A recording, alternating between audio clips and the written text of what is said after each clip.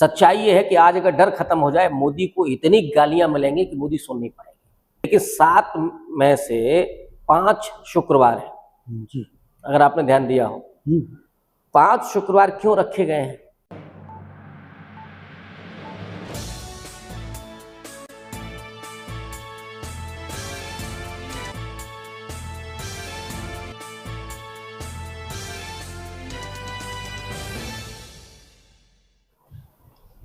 नाजरीन, हमारे साथ इस समय प्रोफेसर रविकांत हैं।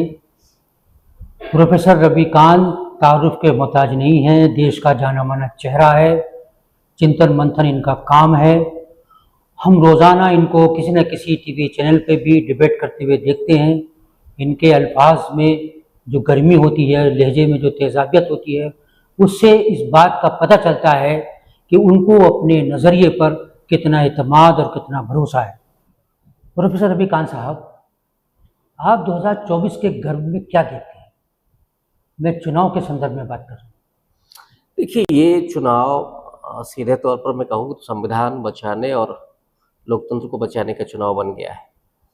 यही वजह है कि जो दलित, पिछड़ा, आदिवासी और अल्पसंख्यक तबका है, वो सीधे तौर पर भारतीय जनता पार्टी के खिलाफ एकजुट हो गया है। ये शायद पिछले 3-4 चुनाव के बाद दिखाई पड़ रहा है कि वोटर बेहद साइलेंट है, लेकिन उसे अपने मुद्दे मालूम हैं। और वो, अगर मैं केवल दलित की बात करूं तो दलित तो इस समय 70% करीब बीजेपी के अगेंस्ट जाकर के वोट कर रहा है। ये आप किस बुनियाद पे कहें? इसका मूल मुद्दा है संविधान बचाने का। डॉक्टर अंबेडकर और उनकी विचारधारा, उनका व्यक्तित्व दलितों तक इन 10 सालों में बहुत तेजी से जमीन पर पहुंचा है। तमाम सांस्कृतिक संगठन, तमाम अम्बेडकरवादी संगठन और लोग लगातार समाज के बीच में जो चर्चाएं कर रहे थे, उन चर्चाओं में पहला सवाल ही यही आता था कि भारतीय जनता पार्टी संविधान को बदलना चाहती है।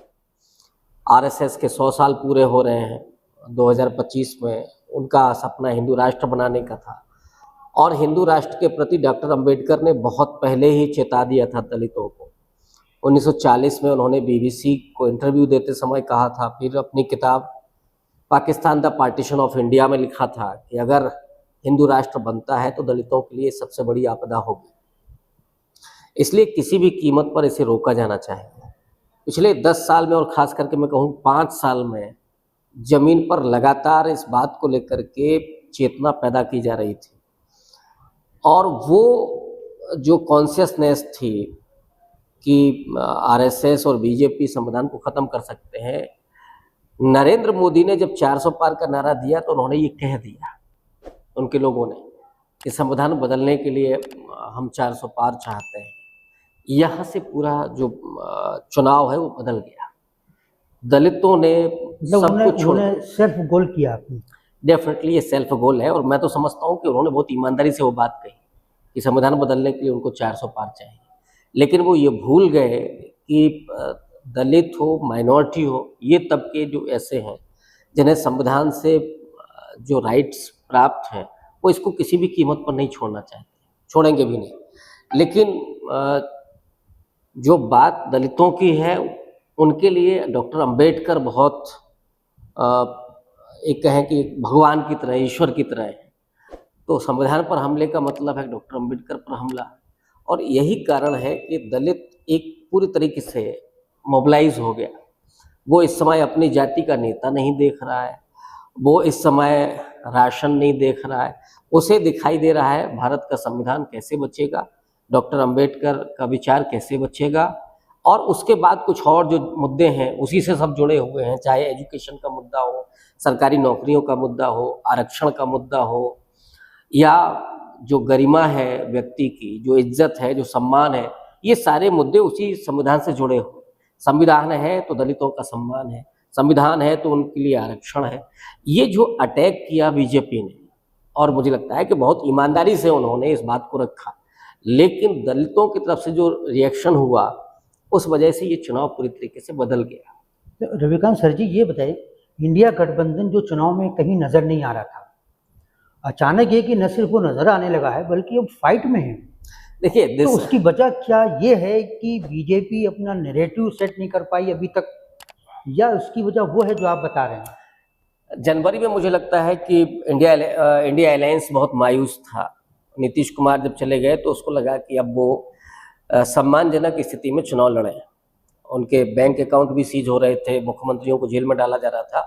लगभग इंडिया अलायंस के लोगों ने हथियार डाल दिए थे। लेकिन ये ब्लंडर हुआ नरेंद्र मोदी से, जो 400 पार का नारा हो संविधान बदलने के लिए। दूसरा, ये दो ही चेंज मुझे लगते हैं जो जिसको कहते हैं ना टर्निंग पॉइंट जो साबित हुए। दूसरा हुआ कांग्रेस पार्टी का मैनिफेस्टो। कांग्रेस पार्टी का जब मैनिफेस्टो आया, 5 न्याय की बात हुई, नरेंद्र मोदी ने फिर यहाँ गलती की। ये है पैर पर कुल्हाड़ी मारना कि उन्होंने कहा कि इस पर मुस्लिम लीग की छाप है। 3 दिन के भीतर उस मैनिफेस्टो को 80 लाख लोगों ने पढ़ा, डाउनलोड किया कांग्रेस की वेबसाइट मतलब से। मोदी के अटैक के बाद? मोदी के अटैक के बाद तो 80 लाख लोगों ने तो इसको डाउनलोड करके पढ़ा है। बाकी मोटे तौर पर जो बातें आ रही थी अखबारों में उसे और लोग पढ़ रहे थे। इससे प्रचार हो गया कांग्रेस पार्टी का, मैनिफेस्टो का प्रचार हो गया। इतना शायद कांग्रेस पार्टी नहीं कर पाती जितना इस वजह से मोदी जी ने कर दिया। मोदी जी ने कर दिया। तो वो एक, और फिर कोई इशू नहीं काम कर रहा। एक्चुअली देखिए क्यों नहीं कर रहा है? मतलब मोदी तो नैरेटिव सेट करने में माहिर है ना, हम्म। क्यों नहीं कर पा रहे हैं? देखिए 10 साल की जो एंटी इनकम्बेंसी है, इस देश के लोग बहुत सुलझे हुए हैं और बहुत भोले भी हैं। 19 के चुनाव में ही मोदी जी डामाडोल हो जाते, पुलवामा एक बड़ा फैक्टर बना। लेकिन उस समय लोगों को ये लगा कि मोदी जी को 5 साल कम दिए हम लोगों ने, जो जिनको उम्मीदें बनी हुई थी। 10 साल के बाद नरेंद्र मोदी के पास कुछ भी नहीं है दिखाने के लिए, कोई रिपोर्ट कार्ड में कुछ है ही नहीं। राम मंदिर कभी भी चुनावी मुद्दा नहीं बन सकता। राम मंदिर के आधार पर कभी चुनाव बदल नहीं सकता, जीत नहीं सकते आप। तो चला नहीं। आपने राम मंदिर का इशू अब कोई इशू नहीं रहा है? कोई इशू है ही नहीं। राम मंदिर, हिंदुत्व, सांप्रदायिकता, ये इशू केवल अपर कास्ट हिंदू में है। और वो वोटर वैसे भी बीजेपी को जा रहा है, उसमें कोई वो रहे नहीं। अब एक तो ये हुआ कि आपका कोई नैरेटिव, हिंदुत्व का नैरेटिव चला नहीं, उसके ऊपर महंगाई और बेरोजगारी, ये 2 बड़े मुद्दे हावी हो गए। तो जो अंडर करेंट था वो महंगाई और बेरोजगारी थी। इसको नरेंद्र मोदी हो सकता है भांप रहे हों, लेकिन इसको इंडिया अलायंस नहीं भांप पाया कि महंगाई और बेरोजगारी इतने बड़े मुद्दे हैं। उस पर ये 2 चीजें हो गई, एक तो संविधान पर अटैक और दूसरा कांग्रेस के मैनिफेस्टो का प्रचार बीजेपी के द्वारा। वो मैनिफेस्टो जब जाता है लोगों तक तो उनको लगा कि हमारी जो समस्याएं हैं, जो गरीबी है, जो महंगाई है, जो बेरोजगारी है, इसका समाधान यहाँ दिखाई पड़ रहा है। और 10 साल के भीतर राहुल गांधी का जो पूरा ब्रांडिंग की गई थी वो बदली। राहुल गांधी पप्पू से बहुत बाहर निकल करके आ गए, वो लोगों के बीच में विश्वास पैदा करने लगे लोग। और नरेंद्र मोदी की छवि इतनी खराब हो गई कि जो भी बोलते हैं झूठ बोलते हैं। ये 10 साल में लोगों को समझ में आ गया था। और मतलब मोदी का जो अपना करिश्मा था, आप कह रहे हैं कि वो भी खत्म हो रहा है, माइनस में हो गया, माइनस में है। अच्छा, एक्चुअली गोदी मीडिया तो बोलेगा ही नहीं इसको, बाकी लोग भी ये बोलने से डरते हैं। नरेंद्र मोदी के नाम पर उत्तर प्रदेश में कोई वोट नहीं जा रहा, अपर कास्ट को अगर हम छोड़ दें तो। और अपर कास्ट में भी मोदी से, उत्तर प्रदेश में मोदी से ज्यादा लोकप्रियता योगी की है। जो भी बीजेपी में इस समय वोट जा रहा है वो योगी की वजह से जा रहा है, मोदी की वजह से नहीं जा रहा है। तो ये एक बड़ा फैक्टर था कि मोदी की वो ब्रांडिंग बहुत की गई लेकिन वो खत्म हो गई। और उसकी वजह महंगाई और बेरोजगारी। लोगों को लगने लगा कि आप 5 किलो राशन दे रहे हो। बहुत सारे लोगों ने तो कहा कि 5 किलो राशन आप रख लो, हमारे खेत को रखवाली कर दो आप।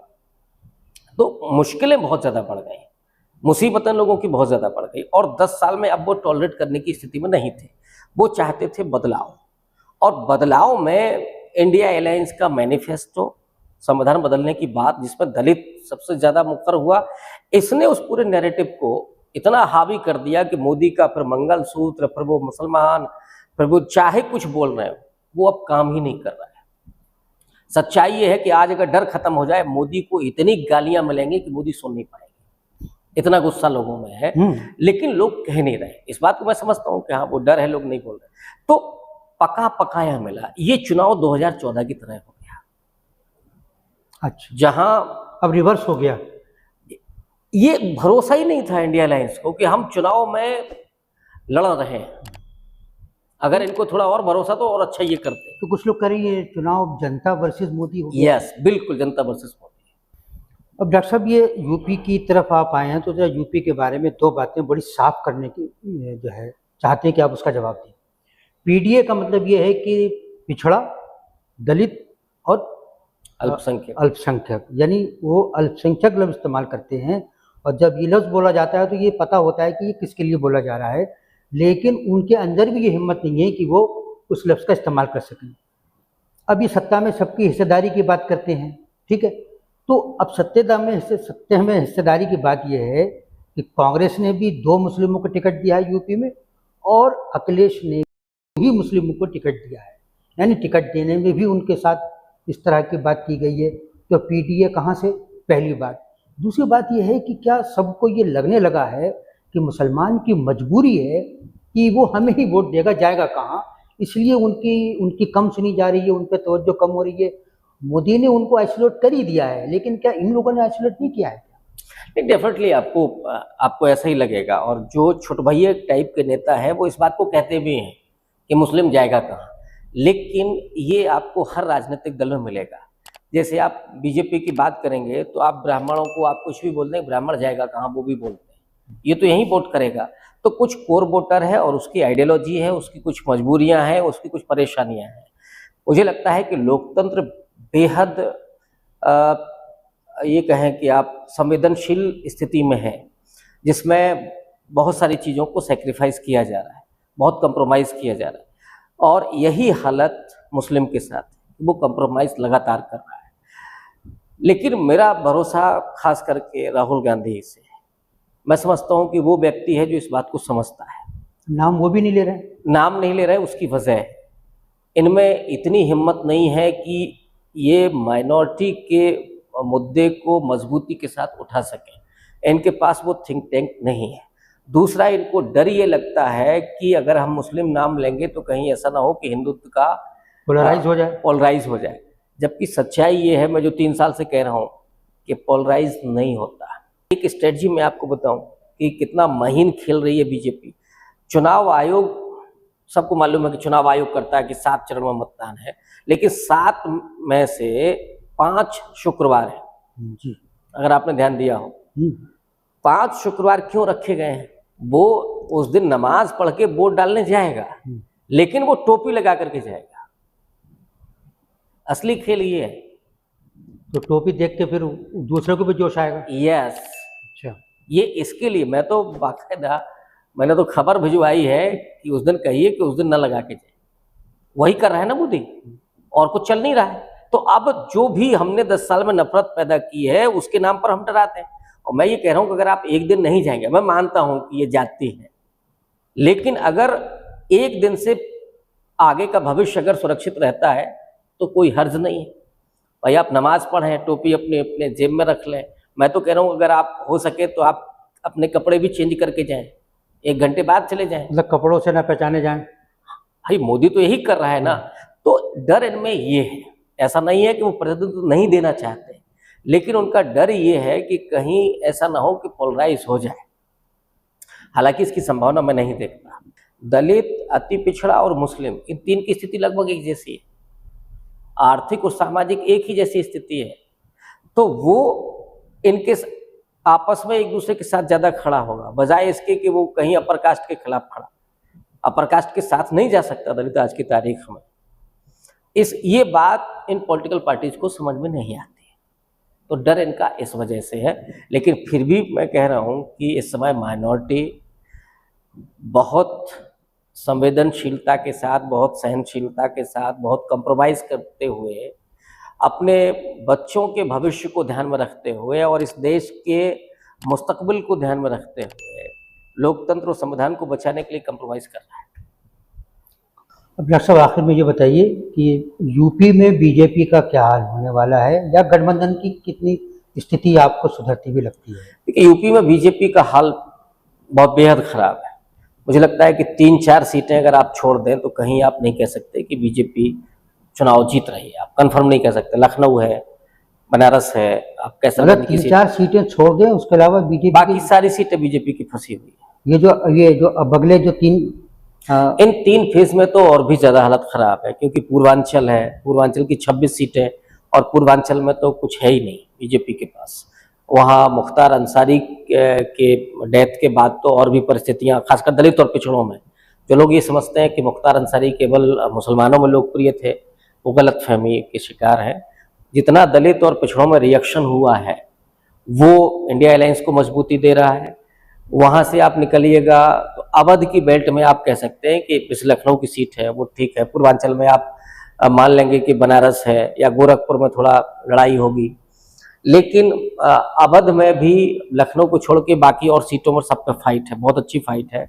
इवन लखनऊ की सीट पर फाइट हो जाती, वो टिकट में थोड़ा सा गड़बड़ी हुई, आशुतोष वर्मा को टिकट उनको भी नामांकन भरने के लिए कहा था, उनको एन वक्त पे विड्रॉ कर लिया अखिलेश ने, अदरवाइज वो आदमी बहुत अच्छा चुनाव लड़ता। तो इसके बाद आप चले जाएंगे बुंदेलखंड की 4 सीटें हैं जो बीजेपी का गढ़ हो गया था, चारों पे फंसी हुई है बीजेपी। बल्कि जो मेरा अनुमान है, चूंकि मैं खुद बुंदेलखंड से आता हूँ, वहां पे 3 सीटों पर बढ़त है बीजेपी, इसको इंडिया अलायंस को। चौथी भी बहुत अच्छी फाइट में है। 80 में से कितनी आ रही हैं? 80 में से मेरा अनुमान है कि 50 सीटें इंडिया अलायंस के साथ है। 50 सीटें इंडिया अलायंस को। आप अपनी बात पे कायम हैं? नहीं, मैं कायम हूँ, मैं 4 तारीख तक कायम रहा हूँ। तो 4 जून को फिर पूछा जाएगा? बिल्कुल पूछा जाएगा, इसमें कोई हर्ज नहीं है।